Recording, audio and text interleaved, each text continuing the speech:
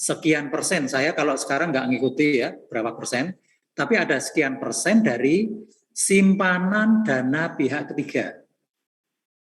Jadi pihak ketiga itu adalah orang-orang yang nasabah yang nabung ke nyimpan uang di kita itu. Entah itu tabungan, deposito, atau apapun, pokoknya dana nasabah itu namanya dana pihak ketiga. Sekian persen harus ada di Bank Indonesia, namanya apa tadi? Giro wajib minimum. Nah, kalau menang clearing, ditampung di akun itu. Kalau kalah clearing, juga diambilkan dari dana itu.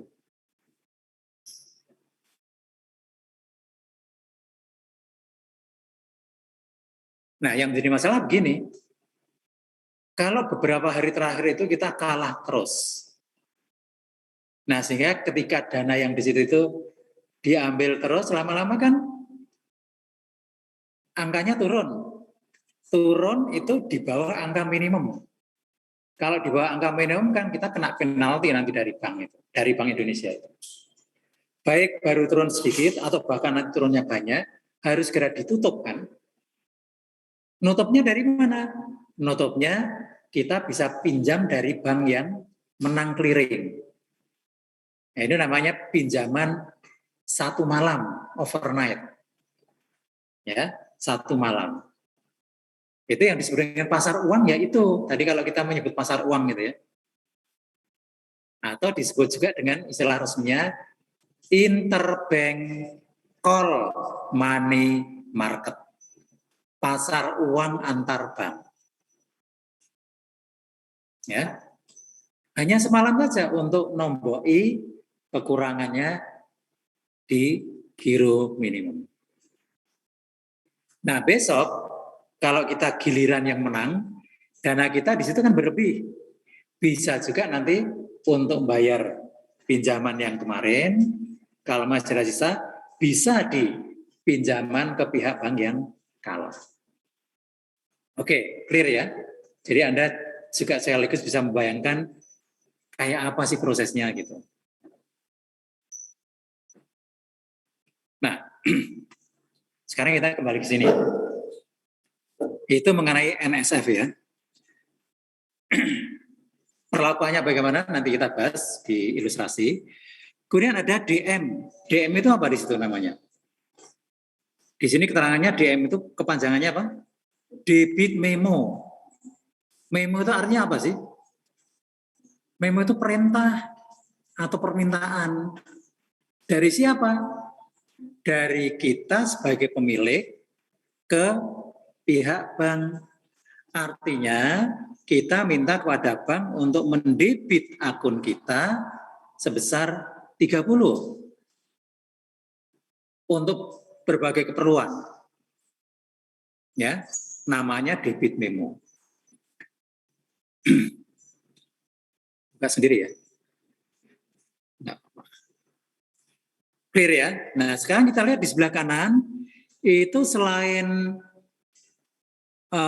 penyetoran itu ada CM. Nah, kalau CM itu kredit memo, kebalikannya debit. Kalau debit memo perintah untuk mendebit atau mengurangi, kalau kredit memo perintah untuk menambah. Sudah ya? Nah, kemudian kita lihat di bawah ya. Kalau CM, DM memang di tengah tadi ada sehingga sudah kita baca. Tapi ada yang di tengah itu tidak ada. Tapi seandainya ada, misalnya EC, itu error correction, koreksi kesalahan. Ya.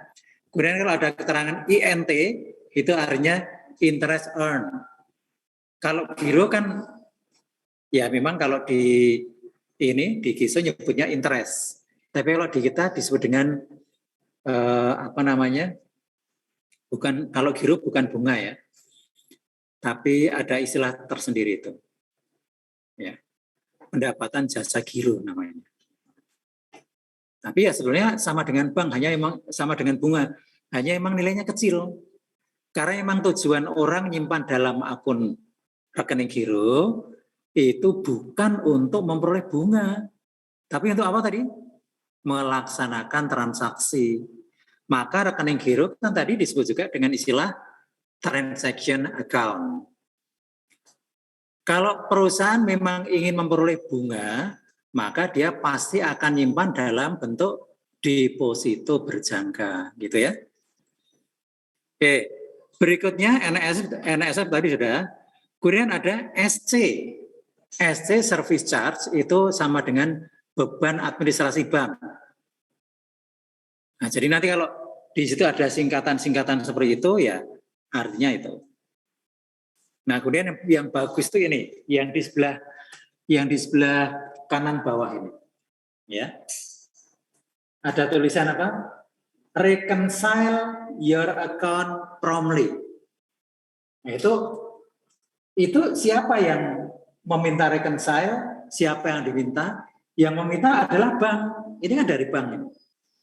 Dia minta kepada kita sebagai nasabah, reconcile your account promptly. Silahkan dilakukan rekonsiliasi sesegera mungkin, gitu loh. Pencocokan gitu ya, pencocokan antara angka ini dengan catatan perusahaan. Promptly, ini yang bagus, ya. Sebenarnya bank nggak usah nulis ini pun nggak apa-apa, tapi ini kan memang praktek yang baik seperti itu. Sudah ya. Nah kemudian kalau penyetoran ke bank ya saya kira secara umum sudah paham karena saudara sudah mempraktekkan di ini ya di praktek siklus. Ya. Jadi kalau penyetoran ke bank ini ceknya, ya ini ceknya. Kemudian kalau kita nyetor kan tidak satu cek tapi beberapa cek sekaligus. Ya misalnya perusahaan menjadwalkan kalau nyetor ke bank itu menjelang tengah hari, kemudian nanti kalau sore ya kira-kira setengah jam sebelum bank tutup itu. Bisa juga langsung seharian gitu. Sehingga sekali nyetor itu ya beberapa. Nah kemudian kalau ini bentuk cek ya, saya kira tidak perlu. Ini bukan cek, ini deposit tiket, bukti store.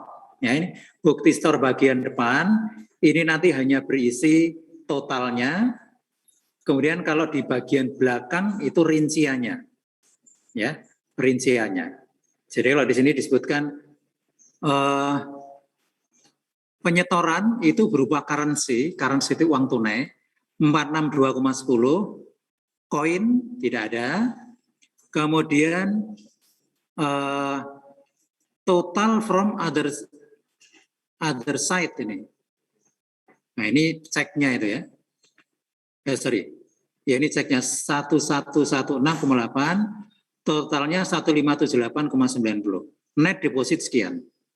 Ya, ini tanggalnya. Nah, kemudian rinciannya di bagian belakang ini. Ya. Ini nomor ceknya ditulis, cek yang kita setorkan. Kemudian ini nilainya, ya. Lalu totalnya. Nah, memang model untuk slip setoran itu macam-macam ya. Ada yang seperti ini, kalau di kita mungkin sedikit berbeda, tapi intinya sama. Di dalam menyetor kita akan menulis secara lengkap nomor ceknya, nilainya, rinciannya, ya. Karena ini nanti akan digunakan sebagai dasar untuk melakukan cross-checking, pengecekan silang. Nah, kemudian kalau cek saya kira tidak perlu saya terangkan ya, ini contoh cek. Nah, kemudian ada satu terminologi yang mungkin perlu saya terangkan di sini, yaitu yang disebut dengan remittance